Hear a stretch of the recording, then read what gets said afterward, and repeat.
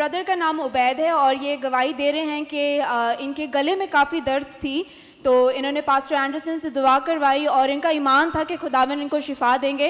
तो ये कह रहे हैं कि अभी जो भी इनकी गले की दर्द है बिल्कुल सही हो गई। इनकी साइड पे नबूवत की थी कि इनकी जो भी गले की जो भी पेन है वो खुदावंद इनको शिफा देगा और इनकी जो भी दर्द थी वो खुदावंद के नाम से चले गई है। खुदा का पाखरू मुझे कह रहा है कि एक से ज्यादा यहाँ पे शख्स है जिनके गले के इस हिस्से में नहीं, गले के इस हिस्से में अक्सर दर्द है। ये दर्द आपको 4 से 5 दिन पहले से है और अभी भी आपको है, और आपके गले के अंदर जो चुभन सी महसूस होती है, यानी कि इस तरह का गला आपका खराब है कि आपको चुभन सी महसूस होती है और आपको निगलने में बड़ी प्रॉब्लम है। लेकिन खुदावंद आज आपको छू के इसी जगह पे शिफा देगा, क्योंकि यीशु यहाँ पे।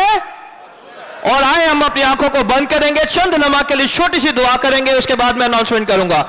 आए खुदा मुझे शिफा दे तो मैं शिफा पाऊंगा, आए खुदा मुझे बचा तो मैं बच जाऊंगा, तू मेरा फख्र है, यीशु के नाम से आमीन आमीन। और इनकी एक और भी गवाही है।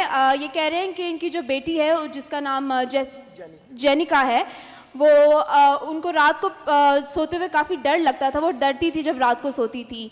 तो फिर इन्होंने पास्टर एंडरसन से दुआ करवाई और यकीनन जब हमारा ईमान हमारे खुदा पे होता है तो वो हमारे ज़िंदगी में मौजज़ात करता है। तो अब वो सुकून से सोती हैं और ये आज खुदावंद के नाम को जलाल देने के लिए यहाँ पर आए हैं। Hallelujah, hallelujah. किसने इनकी बीमारी को कॉल किया है? किसने इन्हें शिफा दी है? और वो आज भी यहाँ मौजूद है आपको शिफा देने के लिए।